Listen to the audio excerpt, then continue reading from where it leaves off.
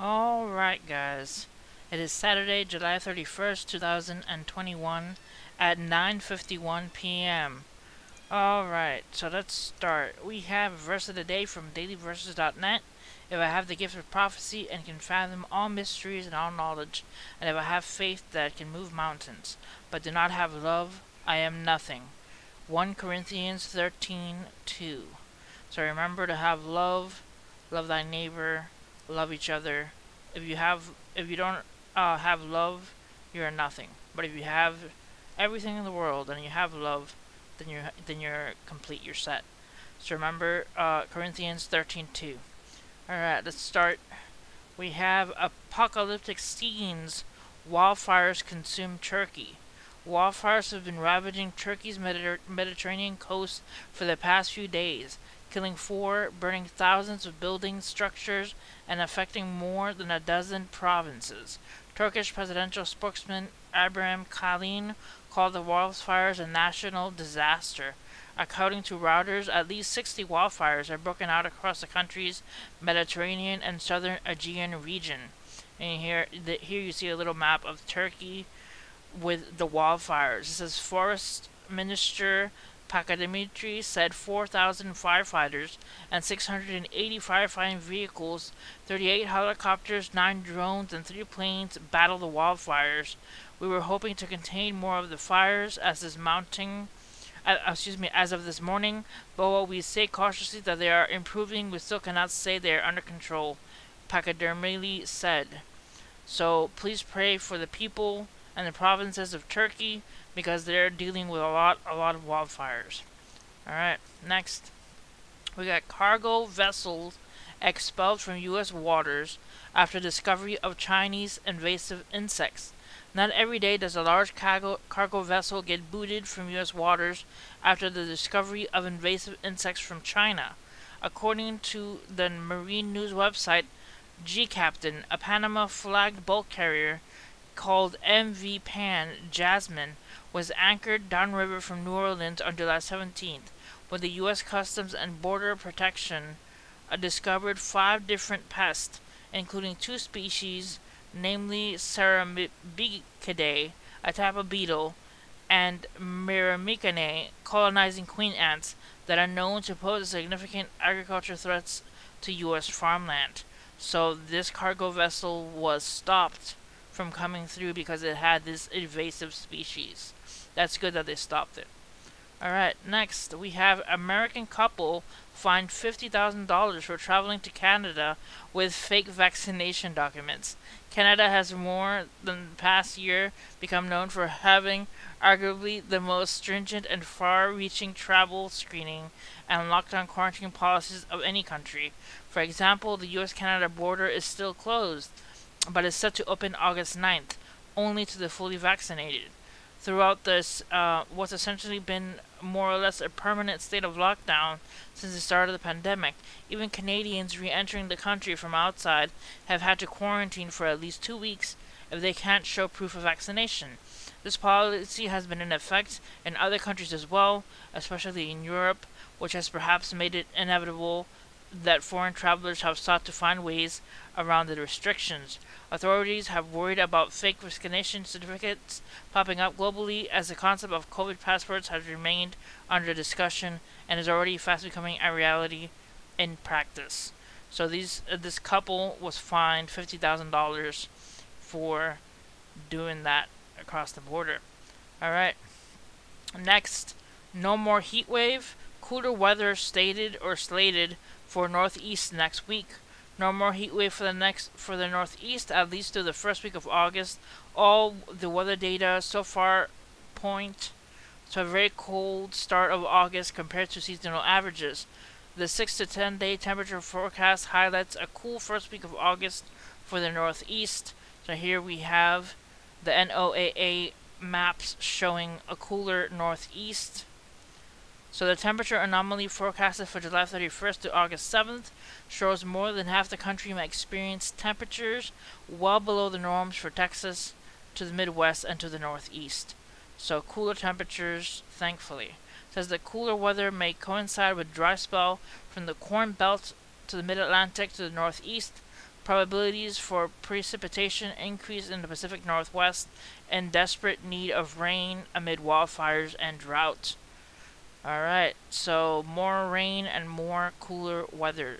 Alright, next we have a dangerous 6.1 earthquake in Peru, injures 43 people, damages infrastructure, and triggers landslides and large cracks in the ground. So please pray for Peru. They're going through it with this 6.1 earthquake. It says the earthquake shook the North Pacific coast of Peru on Friday at 12:10 p.m. local time, sending people fleeing in their homes, damaging a centuries-old church, and injuring at least 43 people. The epicenter was situated 12 kilometers or 7 miles west of the city of Sulana in the north and a depth of 22 miles. Aftershocks are likely over the coming days. Shaking was also felt in the Peruvian regions of Tumbes, Cajamarca, and Libertad, as well as the Ecuadorian provinces of Loja, El Oro, Anzoátegui, and Guayas. So please pray for Peru. Excuse me, guys. Please pray for Peru and the earthquakes and all the people who were injured during this earthquake. Alright, next. House Democrat slams lawmakers on vacations as evictions moratorium set to end. Let me see if I can close this ad. Alright, so eviction moratoriums are set to end, and lawmakers are on vacation. It says Republican Cori Bush slammed her House colleagues for adjourning for August recess without passing an extension of the U.S. Centers for Disease Control and Prevention eviction moratorium for renters, which is set to expire Saturday night. The House is at recess, and people are on vacations. How are they on vacation when we have millions of people who could start to be evicted tonight?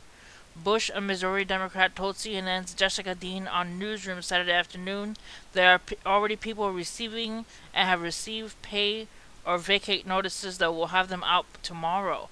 People are already in a position where they need help, are most vulnerable, are most marginalized, those who are in need. How can we go on vacation? No need to come back here, said Bush, speaking from the steps of the U.S. Capitol when she had slept overnight in an effort to appeal to her colleagues to extend the moratorium. Within just hours remaining until the eviction moratorium deadline, Bush and a grouping number of her supporters remain on the Capitol steps. They are not allowed to lay down on the steps, Bush said, so they are perched in chairs and wrapped in blankets. All day Friday, Democratic leaders scrambled to find enough votes to extend the moratorium beyond the July 31st deadline to no avail, even attempted to pass a bill to extend the eviction moratorium by unanimous consent. Bush, who has been unhoused and evicted before she joined Congress, urged House leadership to reconvene and pass the legislation that would allow Americans to stay in their homes through the end of the year. The Congresswoman said she has been in communication with House leadership, but has not heard any assurances right now of that can happen, but we are holding out hope. So please pray for the people that are basically having to deal with this moratorium and possibly losing their homes or having evictions being served to them. Please pray for them, because in this time of need, we really need prayers, and send as many well wishes and positive thoughts their way as you can. Alright, next. Ammunition shelves bare as U.S. gun sales continue to soar. A shortage of ammunition in the U.S. is having an impact on law enforcement agencies, people seeking personal protection, recreational shooters, and hunters. It says Seattle, the COVID pandemic, coupled with recorded sales on firearms and fuel shortage ammunition in the United States, is impacting law enforcement agencies, people seeking personal protection, recreational shooters, and hunters, and could deny new gun owners the practice they need to handle their weapons safely.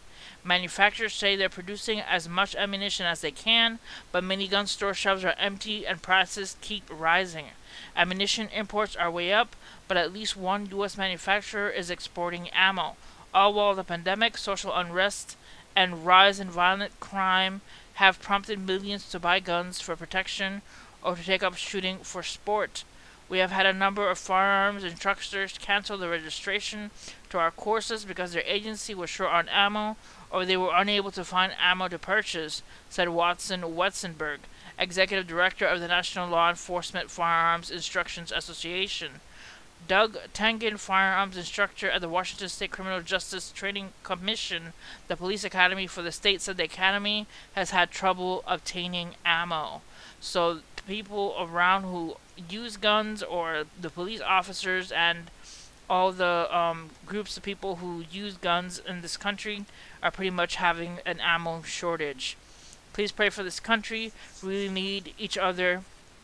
And remember to pretty much trust in God, obey God, and follow the Bible the best you can, because we really in the last days, guys. It's so creepy and eerie seeing all of this fires, disasters, earthquakes, just everything happening. It's kind of like a wake up, guys. You know, get right, get right. Alright, see you guys next time. Hit like and subscribe for more news, and God bless you guys.